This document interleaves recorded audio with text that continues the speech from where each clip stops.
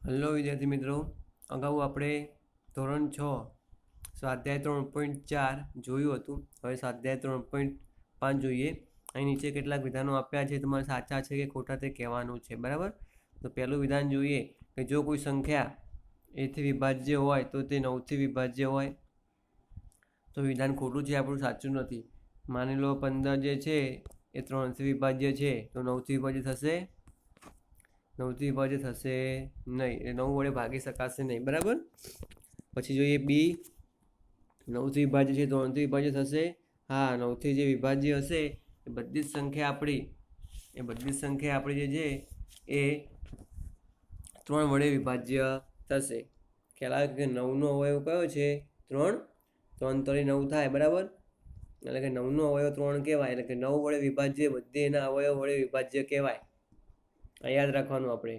એ કોઈ સંખ્યાનું વડે વિભાજ્ય હોય 9, બરાબર, ગમે તે સંખ્યા 9ની જગ્યાએ, પણ એના અવયવ વડે પણ વિભાજ્ય થાય. બરાબર. હવે જોઈએ અહીંયા એક સંખ્યા 18થી વિભાજ્ય હોય, જો તે 3 અને 6 બંનેથી વિભાજ્ય હોય તો અહીંયા સાચું આવશે. બરાબર. સાચા નિશાની કરી નથી, અહીંયા સાચું આવશે. કરી દો તમે સાચાની નિશાની. બરાબર. 18થી વિભાજ્ય હોય એટલે કે એના અવયવથી પણ વિભાજ્ય હોય. બરાબર. એના અવયવ કયા બીજા? 6 અને 3 એના અવયવો કહેવાય. તો એના અવયવથી પણ વિભાજ્ય હશે એટલે આ સાચું કહેવાશે. બરાબર. હવે જોઈએ ડી, જો એક સંખ્યા 9 અને 10 બંનેથી વિભાજ્ય હોય તો તે 90થી વિભાજ્ય હોઈ શકે? 9 અને 10 બંનેથી વિભાજ્ય છે તો 90થી વિભાજ્ય હોઈ શકે. બરાબર. ગમે તે સંખ્યા હોય આપણી 9થી વિભાજ્ય હોય અને 10થી પણ વિભાજ્ય હોય તો 90થી વિભાજ્ય થાય. કે બંનેથી વિભાજ્ય છે એટલે બંનેનો ગુણાકાર કરીએ 90 થાય તો 90થી પણ વિભાજ્ય થશે. બરાબર. એટલે સાચું. હવે એ જોઈએ, જો બે સંખ્યા અવિભાજ્ય હોય તો એમાંથી ઓછામાં ઓછી એક સંખ્યા ચોક્કસ અવિભાજ્ય હશે. બે જે સંખ્યા હોય અવિભાજ્ય હોય. બરાબર. અવિભાજ્ય એટલે આપણે અગાઉ કીધું હતું કે બંનેમાંથી કંઈ પણ કોમન ના નીકળતું હોય. બરાબર. સામાન્ય અવયવ બંનેનો એક જ હોય. બરાબર. તો એમાંથી ગમે તે એક અવિભાજ્ય હોય તો એવું જરૂરી નથી. બરાબર. બંને અવિભાજ્ય હોય કાં તો બંનેમાંથી કોઈ પણ એક અવિભાજ્ય હોય એવું જરૂરી નથી. ખ્યાલ આવી ગયો? એટલે આપણું જે આ વિધાન જે છે એ ખોટું આવશે. કેમ કે માની લો આપણી પાસે કોઈ 4 છે અને 9 છે. બરાબર. આ બંનેમાં સામાન્ય એક છે, કોઈ કોમન નીકળતું નથી, તો બંનેમાંથી એકેય અવિભાજ્ય નથી. બરાબર. હવે જોઈએ એ 4થી વિભાજ્ય બધી જ સંખ્યાઓ 8થી પણ ચોક્કસ વિભાજ્ય હોઈ શકે? 4થી બધી વિભાજ્ય હોય, 8થી વિભાજ્ય હોઈ શકે નહીં, કેમ કે 4નો અવયવ 8 થતો નથી. બરાબર. ખ્યાલ આવ્યો? હવે જોઈએ 9, 8થી વિભાજ્ય હોય, બધી 4થી વિભાજ્ય હોય. હા, 8થી વિભાજ્ય હોય એ બધી સંખ્યા 4થી વિભાજ્ય હોય, કેમ કે 8નો અવયવ 4 કહેવાય. 4 દુ 8 થાય. બરાબર. એટલે હવે જોઈએ એચ, જો કોઈ સંખ્યા બે સંખ્યાનો અલગ અલગ સંપૂર્ણપણે વિભાજિત કરે. જો કોઈ સંખ્યા બે સંખ્યાઓને અલગ અલગ સંપૂર્ણપણે વિભાજિત કરે છે તો તે સંખ્યા તેના સરવાળાને પણ સંપૂર્ણપણે વિભાજિત કરે છે. જો આ વસ્તુ ધ્યાનથી સમજજો. જો કોઈ સંખ્યા બે સંખ્યાઓને અલગ અલગ રીતે સંપૂર્ણપણે વિભાજિત કરે તો તે સંખ્યા તેના સરવાળાને પણ વિભાજિત કરી શકે છે. બરાબર. અહીં આપણે એક ઉદાહરણથી સમજીએ. બરાબર. 7 વડે 21ને અને 7 વડે 35ને ભાગી શકાય? બરાબર. 21 ભાગ્યા 7 કરી શકીએ અને 35 ભાગ્યા પણ 7 કરી શકીએ. બંનેને ભાગી શકાય. બરાબર. હવે 7 વડે આ બંને સંખ્યાઓના સરવાળા. બરાબર. એટલે કે 7 વડે બંને સંખ્યાઓ એટલે 21 પ્લસ 35 કેટલા થાય? 56 થાય. બરાબર. તો 56ને પણ 7 વડે ભાગી શકાય. 7 × 56 એટલે કે આને 7 વડે ભાગી શકાતું હોય, આને પણ 7 વડે ભાગી શકાતું હોય, તો આ બંનેના સરવાળાને પણ 7 વડે ભાગી શકાય. ખ્યાલ આવી ગયો?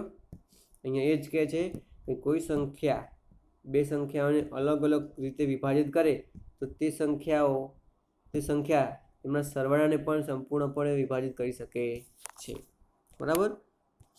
હવે જોઈએ જો કોઈ સંખ્યા બે સંખ્યાઓના સરવાળાને સંપૂર્ણપણે વિભાજિત કરે તો તે બંને સંખ્યાઓને અલગ અલગ રીતે પણ વિભાજિત કરી શકે, બરાબર. આ વિધાન સાચું છે કે ખોટું? તો એ ખોટું છે વિધાન, બરાબર. કેમ ખોટું છે? હવે માની લો કોઈ સંખ્યા લીધી આપણે 10 અને 4, બરાબર. આ 10 અને 4, હવે એનો સરવાળો કેટલો થાય? 14 થાય, બરાબર.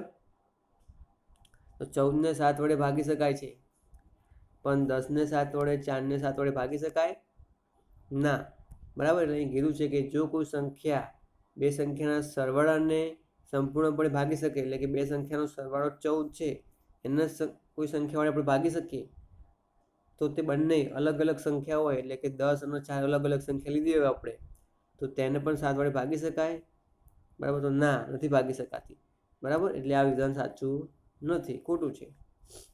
ખ્યાલ આવી ગયો? હવે જોઈએ આપણું પ્રશ્ન નંબર 2. અહીંયા આપણે અવયવ વૃક્ષો આપ્યા છે, એટલે કે અવયવના વૃક્ષ સ્વરૂપે આપણે દર્શાવવાનું છે. અને 60ના બે જુદા જુદા અવયવ વૃક્ષો આપેલા છે આપણને. તો 60નું શું થાય? 10 × 60, 10 અને 6, 6ના 2 ભાગ પડે 2. અહીંયા પ્રશ્ન ચિહ્ન કર્યા છે, તો 2ની જગ્યાએ પ્રશ્ન ચિહ્ન જગ્યાએ શું આવે? 3 આવે, બરાબર. ખ્યાલ આવ્યો આપણને? જો અહીંયા 60 છે, 60ના ભાગ પડ્યા, 10 × 60 થયા, 6ના ભાગ પડો છો તો 2 × 6 થાય, એટલે અહીં 3 આવે, તો પણ અહીં 3 લખ્યું છે. પછી 10ના ભાગ પાડો આપણે, બરાબર. 10ના 5 દુ 10 થાય, અહીં 2 આવે, 2 લખ્યું છે આપણે, બરાબર. એ રીતે 2ના ભાગ પાડવાના, બરાબર. 30 દુ 60, એટલે અહીં 2 આવશે, 2 લખ્યા આપણે. પછી 10 × 30, તો અહીંયા 3 આવશે. પછી 10ના ભાગ પાડીશું અહીંયા, એટલે કેટલા આવે? 2 × 5 = 10, બરાબર. એટલે અહીંયા અવિભાજ્ય અવયવ જ પાડવાના બધા, જે જો છેલ્લે હશે બધા અવિભાજ્ય અવયવ જ હશે, બરાબર. એટલે આગળ કંઈ ભાગ પડે નહીં. ખ્યાલ આવ્યો?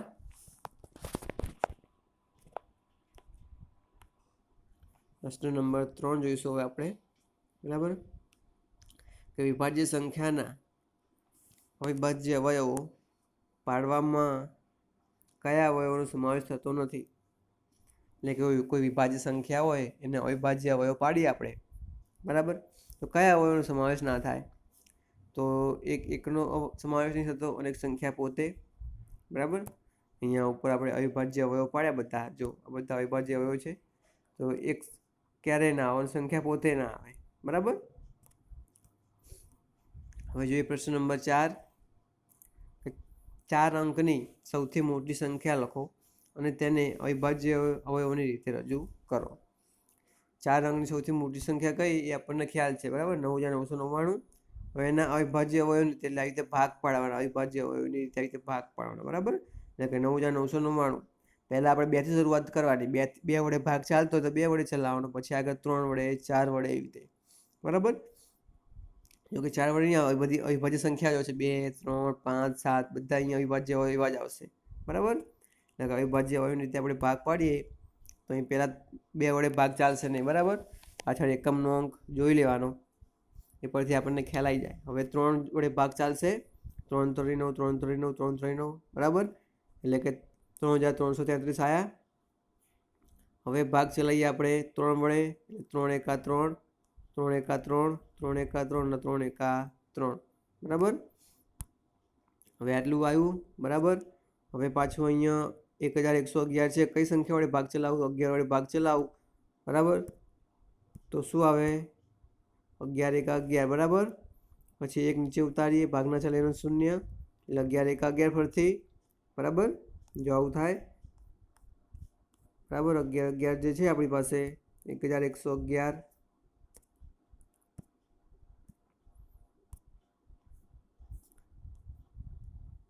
1111 જે છે, હવે 11 વડે ભાગ ચાલશે, બીજી કોઈ સંખ્યા વડે ભાગ ચાલશે નહીં, બરાબર. 5 વડે ના ચાલે, 7 વડે ના ચાલે, પછી ડાયરેક્ટ 11 આવ્યા, 11 × 11 કરું, 0, 1 આવ્યો નીચે, ભાગના ચાલે એનું 0, ફરી પાછો 11 આવ્યો, એટલે 11 × 11 101 આવ્યો. હવે 101 એ કેવી છે? અવિભાજ્ય સંખ્યા છે, બરાબર. એને કઈ સંખ્યા વડે ભાગી ના શકાય, એટલે ખાલી સંખ્યા પોતે જ ભાગી શકે, એટલે 101 એકા 101, બરાબર? ખ્યાલ આવ્યો? એટલે કયા કયા અવિભાજ્ય અવયવ થયા? આટલા અવિભાજ્ય અવયવ થયા 3 ગુણ્યા 3 ગુણ્યા 11 ગુણ્યા 101, બરાબર? ભાગ પાડી દીધા આપણે. હવે જોઈએ પ્રશ્ન નંબર 5. 5 અંકની નાનામાં નાની સંખ્યા લખો અને તેની અવિભાજ્ય અવયવની રીતે રજૂ કરો. 5 અંકની નાનામાં નાની સંખ્યા કેટલી થાય? 10,000 થાય, બરાબર? આનાથી નાની તો શું 9,999 થઈ જાય. એ તો 4 અંકની થઈ, એટલે 5 અંકની શરૂઆત ક્યાંથી થાય? 10,000થી થાય, બરાબર? હવે એના અવિભાજ્ય અવયવની રીતે પાડવાના ભાગ. તો હવે 10,000 છે, 10,000ના આપણે પહેલાં 2 વડે ભાગી શકીએ. એકમ નંગ 0 છે એટલે 2 વડે ભાગું 10,000ને, એટલે 5,000 આવે અહીંયા. હવે 5,000ને ફરી 2 વડે ભગાશે, એટલે અહીં 2 વડે ભાગે અમે, એટલે કેટલા 2500 આવ્યા, બરાબર? ફરી 2 વડે ભાગું, બરાબર? એટલે 1,250 આવ્યા. ફરી 2 વડે ભાગું એટલે 625 આવ્યા, બરાબર? એટલે 2 વડે મેં ભાગે અહીંયા આવી રીતે, તો 625 આવ્યા. આ જે 2 જે છે ને એના ભાગે એટલે 625 આવ્યા. હવે 2 વડે ભાગ ચાલશે ને, એકમનો 5 છે એટલે 3 વડે ચેક કરવાનું. 625 ભાગ્યા 3 કરો, 625 ભાગ્યા 3 કરીએ, 3 દુ 6, નીચે ઉતરે 2, ભાગ ના ચાલે, નીચે ઉતારે 5, બરાબર? 25 આવ્યા. ભાગ ચાલશે નહીં 3 વડે ભાગ ના ચાલે, બરાબર? 4 વડે ચેક નહીં કરવાનું, અવિભાજ્ય સંખ્યાઓ જ લેવાની. એટલે 2 પતી ગયું, પછી 3 વડે ભાગ નહીં ચાલતો, 4 ને 5 વડે જોવાનું. 5 વડે 125 ભાગ ચાલે, 125 પંચા 625, બરાબર? હવે 125 ને ફરી 5 વડે ભાગ ચાલશે, એકમનો અંક 5 એટલે 25 આવ્યું, બરાબર? પછી ફરી પાય 25, 5 એકા 5, બરાબર? આ અવિભાજ્ય હવે પડી ગયા, બધા અહીં લખી દો. 2 ગુણ્યા 2 ગુણ્યા 2, પછી 5 ગુણ્યા 5 ગુણ્યા 5, એવી રીતે, બરાબર? હવે જોઈએ પ્રશ્ન નંબર 6. 1729 એટલે 1,729ના બધા અવિભાજ્ય અવયવ જણાવો અને તેના ઉતરતા ક્રમમાં ગોઠવો. તે 2 ક્રમિક આવેલા અવિભાજ્ય અવયવ જો કોઈ સંબંધ હોય તો તે લખો, બરાબર? એટલે પહેલાં શું કીધું છે? આપણે અવિભાજ્ય અવયવ પાડવાના કીધા છે, તો એ પાડીએ. ચલો, 1729 છે આપણું. પહેલાં તો એકમનો અંક 9 છે એટલે 2 વડે ભાગ ચાલશે નહીં. એમાં વિભાજ્યતાની ચાવીનો ઉપયોગ કરવાનો, બરાબર? પછી 3 વડે જોવાનું. તો અંકોનો સરવાળો 1 + 7 8, 8 + 2 10, 10 + 9 એટલે 19. 19ને 3 વડે ભાગી શકાય નહીં, બરાબર? 19 ભાગ્યા 3 ના થાય, એટલે 3 વડે ભાગી નહીં શકાય. 4 નહીં આવે. 5, 5માં એકમનો અંક 9 છે તો 5 વડે નહીં ભાગી શકાય. 6 નહીં, 7, 7 વડે ચેક કરો તો શું થશે? 7 વડે ચેક કરીએ તો 7 દુ 14, બરાબર? 7 દુ 14 થાય, બરાબર? 3 વધ્યા, 2 આવ્યા, 7 પંચા 35, 7 ચોક 28 થાય, બરાબર? કેટલા વધ્યા? 4 વધ્યા, નીચે ઉતારે 9, 70 70 49, એટલે 247 આવ્યા, બરાબર? 247. હવે એનો કયા વડે સંખ્યા વડે ભાગી શકાશે? તો 2 વડે નહીં ભાગી શકાય, બરાબર? 3 વડે સરવાળો કરો, 4 ને 2 6, 6 ને 7 13, 3 વડે પણ ભાગી નહીં શકાય. 5 વડે નહીં આવે. 7 વડે ચેક કરજો, 247 ભાગ્યા 7 કરીએ આપણે, બરાબર? 7 તરી 21, 3 આવ્યા, અહીંયા 7, બરાબર? 7ને 37 વડે ભાગી શકાતા નથી એટલે 7 નહીં આવે, બરાબર? 8 નહીં, 9 ને 10 ને 11, 11 વડે પણ નહીં ભાગી શકાય, બરાબર? પછી 12 ને 13 વડે જો 13 વડે ભાગીએ આપણે 247 ને, તો અહીંયા આપણે 19 જવાબ આવશે આપણો, બરાબર? 13 ગુણ્યા 19 એટલે કે 247 થાય. હવે 19 એ અવિભાજ્ય સંખ્યા છે, બરાબર? એના બીજું કોઈ સંખ્યા વડે ભાગી શકાય નહીં સિવાય 19, એટલે કે 19 એકા 19, બરાબર? એટલે આટલા અવયવ પડ્યા એના 7, 13 અને 19. હવે આને ઉતરતા ક્રમમાં ગોઠવવાના. ઉતરતા ક્રમમાં એટલે પહેલાં મોટી સંખ્યા, પછી એનાથી નાની, છેલ્લે સૌથી નાની, એટલે કે 19, 13 અને 7, બરાબર? હવે અવિભાજ્ય અવયવ વચ્ચેનો સંબંધ કીધો છે. તો જો એ સંબંધ શું છે અવિભાજ્ય અવયવોનો? કે 19 અને 13ની બાદબાકી કરું તો 6 આવે, 13 અને 7ની બાદબાકી કરું તો 6 આવે, એટલે કે બંને વચ્ચે 6નો તફાવત છે, સરખો તફાવત છે એવું કહેવાય. એટલે આપણો શું થયો? સંબંધ થયો કે બંને જે બધા અવયવો છે એ બધા અવયવો વચ્ચે 6નો તફાવત છે, બરાબર? હવે જોઈએ પ્રશ્ન નંબર 7. કે 3 ક્રમિક સંખ્યાઓનો અવયવી હંમેશા 6 થી વિભાજ્ય હોય. 3 ક્રમિક સંખ્યાઓનો અવયવી હોય, બરાબર, એ હંમેશા 6 થી વિભાજ્ય હોય એવું કીધું છે. તો આપણે જોઈએ 3 ક્રમિક સંખ્યાઓ લઈએ. 2 × 3 × 4. 3 ક્રમિક સંખ્યાઓ લીધી, કેટલી થઈ? એનો ગુણાકાર 24 થયો. હવે આનો અવયવી, 3 ક્રમિક સંખ્યાઓનો અવયવી એટલે કે 3 સંખ્યા જે છે એનો અવયવી એટલે કે એનો જે ગુણાકાર કરીએ ને 24 થયો. તો આ 24નો ઘડિયો, બરાબર, હવે 24નો ઘડિયો એટલે ગુણાકાર કરીને એનો અવયવી કહેવાય. બરાબર, આ 3 ક્રમિક સંખ્યા છે. 2 લીધી, 3 લીધી, 4 લીધી. 3 ક્રમિક સંખ્યા થઈ. હવે આ સંખ્યાનો અવયવી એટલે શું થયું? 24 થયો કહેવાય. આપણે અવયવી આગળ શું સમજ્યા કે ઘડિયો એટલે કે એની જોડ ગુણવાની સંખ્યા બધી, બરાબર, એટલે કે 24 કહેવાય. બરાબર, 24ને હંમેશા 6 થી વિભાજ્ય હશે. 24 છે એ 2 વડે વિભાજ્ય છે, 3 વડે પણ વિભાજ્ય છે, તો 6 વડે પણ વિભાજ્ય થાય. બરાબર, ખ્યાલ આવ્યો? આવા બીજા ઉદાહરણ તમે જાતે ચેક કરી શકો છો. 4, 5, 6, બરાબર, 4, 5, 6 આવશે 3 ક્રમિક સંખ્યાઓ. એનો અવયવી કરવાનો, ગુણાકાર કરવાનો, બરાબર, એનો 6 વડે ભાગી શકાય છે કે એને ચેક કરવાનું આપણે. ખ્યાલ આવ્યો? હવે જોઈએ આપણે પ્રશ્ન નંબર 8. કોઈ પણ 2 ક્રમિક વિષમ સંખ્યાઓનો સરવાળો 4 થી વિભાજ્ય છે.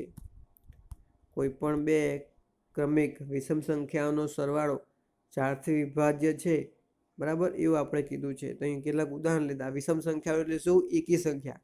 કોઈ પણ 2 ક્રમિક એકી સંખ્યા લેવાની. એક મેં 23 લીધી અને એક 25 લીધી. તમે ગમે તે લઈ શકો, 3 લઈ શકો અને 7 લઈ શકો. બરાબર, 7 ક્યાં 3 લઈ શકો, 5 લઈ શકો, 3 લઈ શકો અને 5 લઈ શકો, પણ ક્રમિક હોવી જોઈએ. એટલે 3 પછી 4 આવે, બરાબર, પણ 4 તો બેકી થઈ જાય. આપણે તો ક્રમિક એકી લેવાની, એટલે કે 3 પછી કઈ એકી સંખ્યા આવે? 25 આવે, 5 આવે. 3 પછી બીજી ક્રમિક કઈ આવે? 5 આવે. બરાબર, અહીંયા મારે 23 પછી એકી સંખ્યા હોય ક્રમિક કઈ છે? 25. 3 પછીની 23 પછીની એકી સંખ્યા કઈ કહેવાય? 25 જ કહેવાય. 24 તો બેકી થઈ જાય. એટલે અહીં કીધું છે કે ક્રમિક વિષમ સંખ્યાઓ, બરાબર. હવે એમનો સરવાળો જે છે એ શેના વડે વિભાજ્ય હોય? 4 વડે વિભાજ્ય હોય એવું કીધું છે. 23 + 25 કરો, કેટલા? 48 થાય. તો 48 / 4 થાય, બરાબર, એટલે 48 એ 4 વડે વિભાજ્ય છે. આવી તમે બીજી કોઈ પણ સંખ્યા લઈ લો, એકી હોવી જોઈએ પણ, બરાબર. જેમ કે મેં એમાં કીધું 3 અને 5 ક્રમિક એકી સંખ્યા કહેવાય. સરવાળો કેટલો થાય? 8. હવે 8ને 4 વડે ભાગી શકાય? હા, એટલે કે દરેક ઉદાહરણમાં આવું થશે. બરાબર. પ્રશ્ન નંબર 9 જોઈએ. નીચેનામાંથી કઈ સંખ્યાઓમાં અવિભાજ્ય અવયવો કયા છે? એટલે અહીં સંખ્યાઓ જે આપી છે એમાંથી અવિભાજ્ય અવયવો કયા અવિભાજ્ય અવયવો છે આપણે કહેવાનું છે. બરાબર, તો અહીં 24 જોઈએ. 24ના અવિભાજ્ય અવયવ પાડીએ આપણે. બરાબર, તો અવિભાજ્ય અવયવ કયા કે એના ભાગ પાડો તો 6 ચોક 24 થાય, 2 તરી 6 અને 2 દૂ 4. બરાબર, ખ્યાલ આવ્યો? તો અહીંયા આપણે એના ભાગ પાડ્યા. 2 તરી 6, 6 ચોક 24. બરાબર, હવે આની અંદર અવિભાજ્ય અવયવ કયા છે? તો 2 અને 3 અવિભાજ્ય અવયવો છે. 4ના ભાગ પાડીએ તો 2 × 2 જ થાય. બરાબર, એટલે 2 અવિભાજ્ય કહેવાય, 3 પણ અવિભાજ્ય કહેવાય. 24માં 2 અને 3 અવિભાજ્ય અવયવો છે. 56માં બધા અવિભાજ્ય અવયવો 2 અને 7 બંને, એમાં 2 અને 7 અવિભાજ્ય અવયવ કહેવાય. કે 8 × 7 = 56, એટલે 8ના ભાગ પાડીએ એટલે 2 × 2 × 2 થાય. એમાં બધા અવિભાજ્ય અવયવ કયા કહેવાય? 2 અને 7. 70નું 10 × 70, એમાં 2, 5 અને 7 આ 3 અવિભાજ્ય અવયવ એટલે કે બધા જ અવિભાજ્ય અવયવ છે. બરાબર, હવે ડી દાખલો જે છે તમારે એ જાતે ગણવાનો છે. બરાબર, આમાં એની અંદર પણ બધા અવિભાજ્ય અવયવો કહેવાય. બરાબર, 4ના આગળ ભાગ પાડીએ આપણે તો 2 × 2 થાય. બરાબર,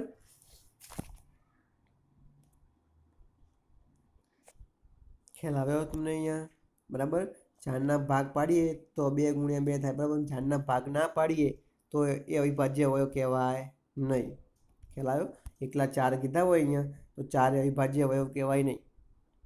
બરાબર, જે સંખ્યા જે આપી છે એના ભાગ પાડીને આપેલા છે આપણે 24ના 2 ગુણ્યા 3 ગુણ્યા 4 2 અને 3 અવિભાજ્ય અવયવ કહેવાય, 4 અવિભાજ્ય અવયવ કહેવાય નહીં, બરાબર. એ તો આપણને ખ્યાલ છે કેમ કે 4ના ભાગ પડે 2 ગુણ્યા 2, બરાબર, એટલે એને અવિભાજ્ય કહેવાય નહીં. અહીં બાકી જે બધી સંખ્યા છે 2 અને 7 એના ભાગ ના પડે એટલે અવિભાજ્ય કહેવાય, 2, 5, 7 અવિભાજ્ય કહેવાય, બરાબર.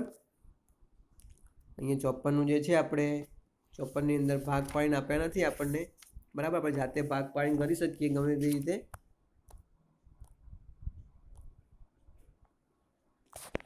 તો અહીંયા 54 આપણે કયા ભાગ પાડશું? તો અહીંયા 2 અહીંયા રકમમાં આપેલા જ છે જો કે, બરાબર. બીજા કોઈ ભાગ પાડવાની જરૂર નથી. 2 ગુણ્યા 3 ગુણ્યા 9 આટલા ભાગ પાડીને આપેલા છે, બરાબર. એટલે આની અંદર 2 અને 3 અવિભાજ્ય અવયવ થાય, 9 અવિભાજ્ય અવયવ થાય નહીં, બરાબર. હવે જોઈએ પ્રશ્ન નંબર 10.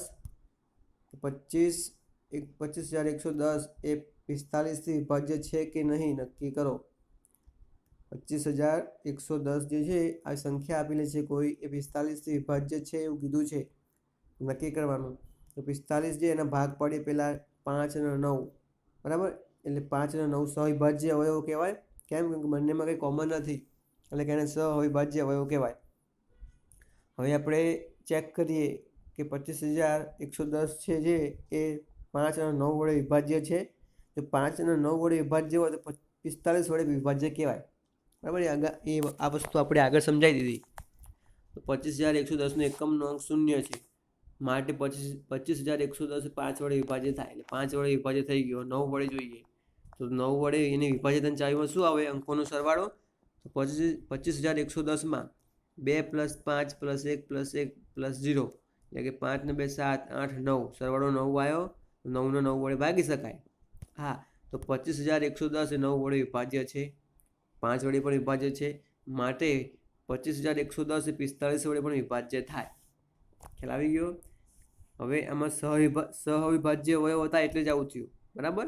સહવિભાજ્ય અવયવ હોય તો જ આવું થાય કે 5 અને 9, બરાબર, એ બંનેનો ગુણાકાર કંઈ 45 બને. 5 વડે વિભાજ્ય હોય, 9 વડે વિભાજ્ય હોય તો 45 વડે થાય. પણ સહવિભાજ્ય અવયવ ના હોય તો આવું ના થાય, બરાબર. કે 5 વડે અને 9 વડે વિભાજ્ય નથી, 5 અને 9 વડે વિભાજ્ય છે તો 45 વડે થાય. એ આગળ દાખલા આવશે એટલે ખ્યાલ આવી જશે. અત્યારે આટલું યાદ રાખવું આપણે. હવે જોઈએ આપણે 11મો દાખલો.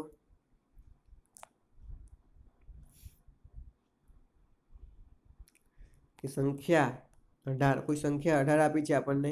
એ 18 એ 2 અને 3 બંને સંખ્યાથી વિભાજ્ય છે. તો તે 2 ગુણ્યા 3 એટલે કે 6થી પણ વિભાજ્ય છે. એ જ પ્રમાણે એ સંખ્યા 4 અને 6 બંને સંખ્યાથી વિભાજ્ય છે. તો શું આપણે કહી શકીએ કે તે સંખ્યા 6 ગુણ્યા 4 24થી પણ વિભાજ્ય હશે?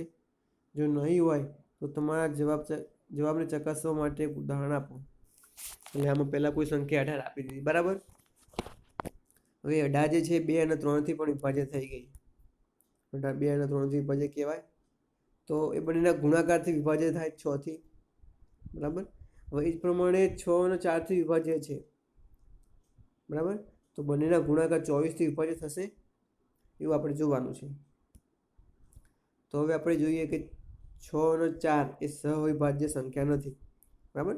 આગળ આપણે હમણાં સમજાવ્યું કે સહવિભાજ્ય અવયવ તો જ આવી રીતે ગુણાકારથી વિભાજ્ય થાય, બરાબર. આથી 4 અને 6 વડે વિભાજ્ય હોય તો તે સંખ્યા 24થી વિભાજ્ય અવયવ જરૂરી નથી, બરાબર. જો અહીં સમજાવું હવે કે 18 જે છે એ 2 અને 3થી વિભાજ્ય છે એટલે એ બંનેના ગુણાકાર 2 તરી 6થી પણ વિભાજ્ય થાય. કેમ? કે 2 અને 3 અવિભાજ્ય અવયવ કહેવાય, બંનેમાં કંઈ કોમન નથી, બરાબર.